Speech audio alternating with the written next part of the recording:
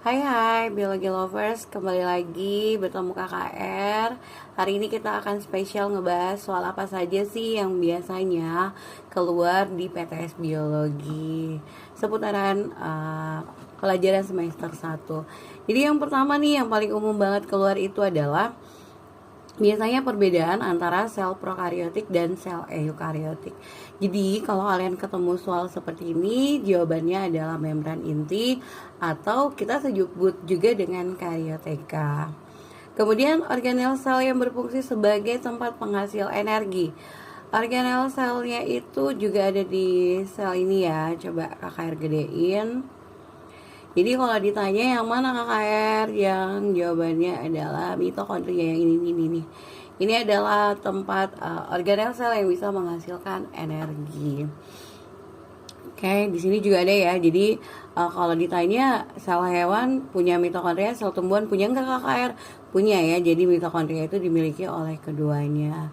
Terus kalau misalnya ditanya lagi nih, pertanyaan yang biasa keluar juga adalah apa perbedaan antara sel hewan ini dengan sel tumbuhan yang ini?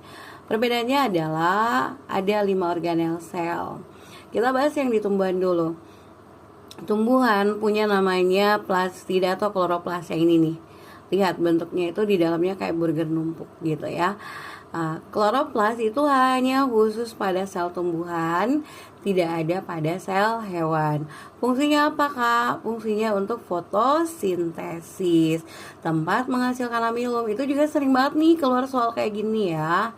Kemudian kita lihat yang gede ini nih, yang kayak air ya, yang kayak balon isi air gitu. Itu pertanyaannya, ini vakuola namanya, vakuola.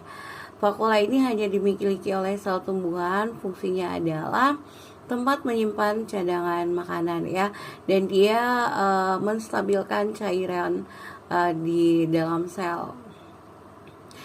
Kemudian homeostasis ya. Kemudian yang ketiga, apa sih pembedaannya nih yang hijau nih yang hijau. Sepanjang ini adalah dinding sel.